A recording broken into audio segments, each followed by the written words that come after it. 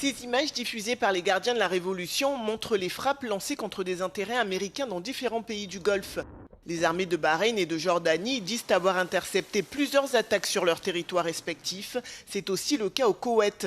Au-dessus de ces immeubles, des projectiles lancés par Téhéran ont eux aussi été interceptés.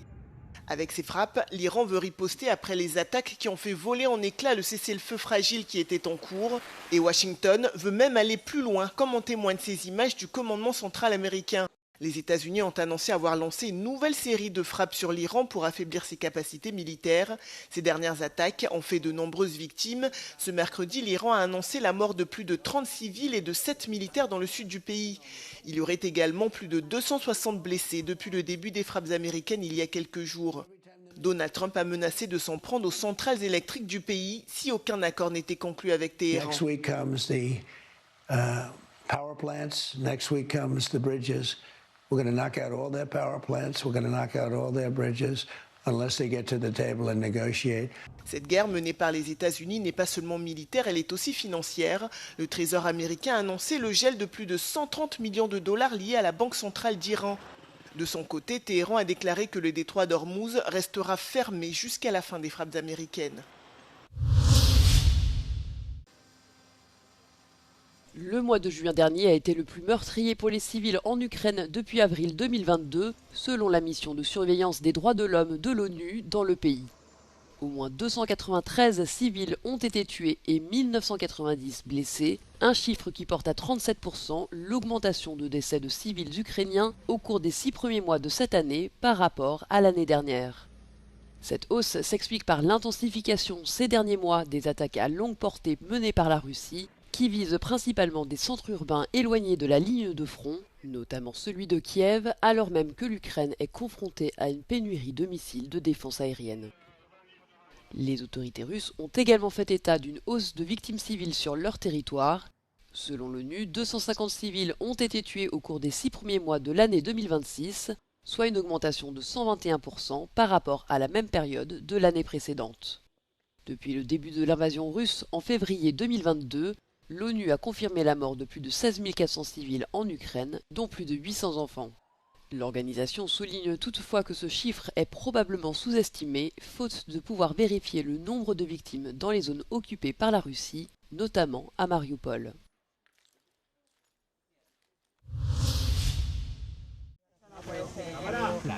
Quelques jours après le début de l'incendie meurtrier en Andalousie, Pedro Sánchez est venu apporter son soutien. Le Premier ministre espagnol s'est rendu sur les lieux du sinistre à Touré, dans la province d'Almeria. Il a salué les pompiers qui ont réussi à maîtriser les flammes, ainsi que les secours, toujours à la recherche des disparus. Cette tragédie a causé la mort de 13 personnes. Ce sont pour la plupart des ressortissants étrangers, parmi lesquels 7 Britanniques, 3 Belges, une Française et une Américaine. La 13e victime est un citoyen espagnol. Il aura fallu des tests ADN ainsi qu'une collaboration des familles et des services consulaires pour identifier les victimes dont les corps ont été retrouvés calcinés. Les dégâts causés par ce feu de forêt sont aussi importants. Environ 7000 hectares ont été ravagés dans ce massif boisé situé près de la Méditerranée. Cet incendie, qui est l'un des plus meurtriers de l'histoire de l'Espagne, a été causé par la chute d'un câble électrique le long d'une route. Le feu s'est ensuite rapidement propagé à cause de la vague de chaleur qui touche le pays.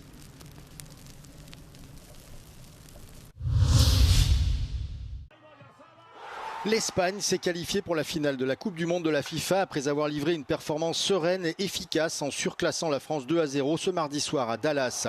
Cette victoire impitoyable anéantit les espoirs des Bleus qui étaient considérés jusque-là comme les grands favoris pour remporter le trophée. La France a tenté d'imposer son rythme dès le début de cette demi-finale, mais l'Espagne a rapidement pris le contrôle du ballon et la possession du milieu de terrain. La vitesse de Lamine Yamal s'est avérée décisive pour débloquer la situation. L'ailier a obtenu un pénalty suite à un tacle dans la surface de Lucas Digne. Mikel Oyarzabal n'a pas tremblé devant Mike Maignan et a donné l'avantage à l'Espagne en milieu de première mi-temps. Grâce à une défense disciplinée qui a neutralisé Mbappé et le puissant secteur offensif français, la Rora a inscrit un deuxième but en seconde mi-temps grâce à Pedro Porro après un 1-2 avec Dani Olmo. Ce résultat a déçu les supporters de football dans toute la France, gâchant les festivités du 14 juillet, tandis que les supporters espagnols ont envahi les rues pour faire la fête. I have no choice but to support England now. I hope for the best for them. I wish they beat Argentina since they are sworn enemies. To be honest, it won't be the same. han jugado muy bien, y bueno, se hizo todo lo que se pudo a pesar de que el equipo de Francia ha sido muy bueno también, ¿eh? Así que nos vemos en la próxima y a ganar y viva España. L'Espagne affrontera dimanche le vainqueur de la seconde demi-finale entre l'Angleterre et l'Argentine qui a lieu ce soir à 21 h dans l'espoir de remporter sa deuxième étoile 16 ans après sa première. L'économie chinoise a connu un ralentissement marqué avec une croissance de seulement 4,3% en glissement annuel au cours du second trimestre d'avril à juin. C'est ce qu'a annoncé mercredi le gouvernement. Il s'agit du rythme le plus faible depuis 3 ans. Les données officielles sont restées en deçà des prévisions et inférieures au rythme de croissance de 5% enregistré au trimestre précédent, malgré une forte hausse des exportations tirée en partie par l'essor de l'IA et la demande de véhicules électriques chinois. 就是说，这个以高端制造、数字经济、现代服务为代表的这样一些新动能，对上半年经济增长的贡献率超过了40%。这还不算传统行业这个改造升级，这不算啊。这我们讲就这些行业增长40%。所以说啊，这个经济向新向优的这种特点呢，非常鲜明啊，而且总的发展的趋势是在加快。 Malgré le ralentissement économique général dû à la guerre en Iran, les dépenses de consommation sont restées solides et la production industrielle a dépassé les attentes. Certains économistes affirment que le ralentissement de l'économie chinoise est dû à un déséquilibre croissant, les investissements publics et privés se concentrant sur des technologies telles que l'IA et les puces informatiques, tandis que l'industrie manufacturière et les secteurs de services créateurs d'emplois sont en perte de vitesse.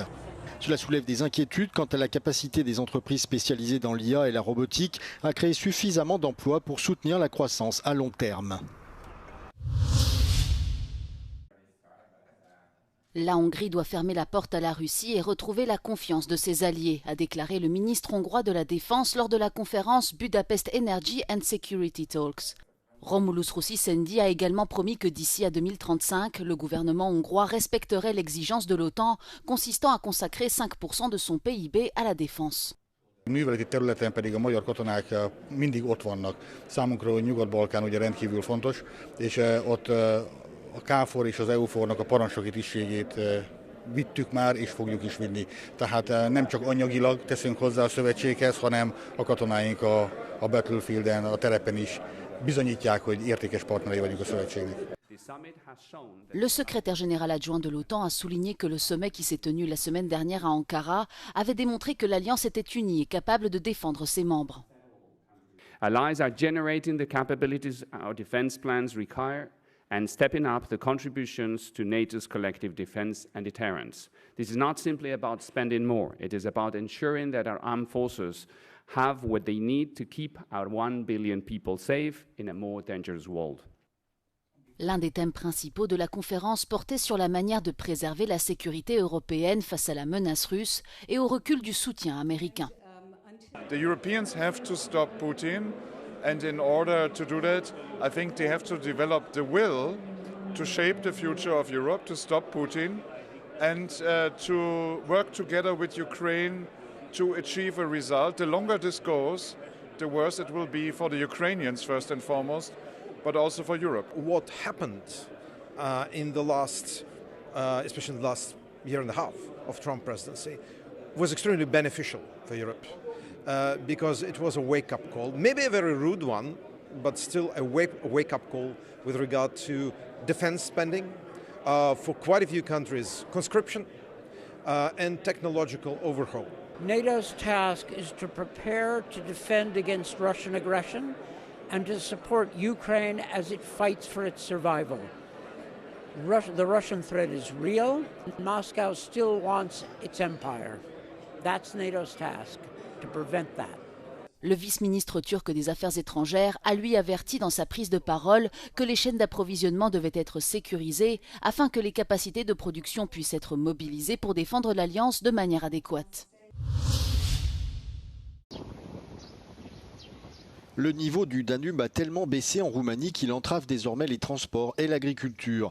À Beket, le ferry à destination de la Bulgarie est à l'arrêt, les péniches chargées de céréales ne peuvent plus partir et les bateaux de croisière modifient leurs itinéraires ou acheminent leurs touristes en bus. Et en pleine canicule, les agriculteurs n'ont plus d'eau pour l'irrigation.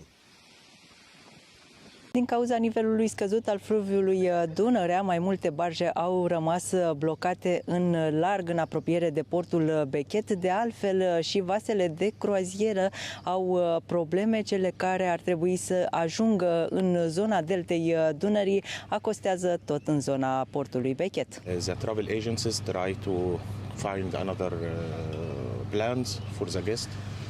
Now we are looking here for 2 days. Our guest is going to Bucharest because all programs are destroyed because of water situation. Le bateau a quitté Budapest, mais le faible niveau du Danube a contraint l'équipage à modifier son itinéraire dans plusieurs pays situés le long du fleuve. S-a oprit circulația pe Dunăre și nu se știe când își va reveni. Sunt vasele de croazieră care au în fiecare an pleacă din Occident și anul acesta au probleme grave, adică în consensul că nu pot să mă ajung la destinație. Ce manque d'eau affecte également le secteur agricole. Debitul Dunării scăzut, lipsa apei, de aici încolo începem să numărăm bănuții că sunt din ce în ce mai puțini. Les vastes bancs de sable qui émergent témoignent d'une sécheresse persistante dont la durée reste incertaine. Les stations de pompage ne peuvent plus fonctionner normalement et les hydrologues préviennent que la situation devrait encore se dégrader dans les prochains jours. Le débit du Danube figure déjà parmi les plus faibles enregistrés depuis une vingtaine d'années.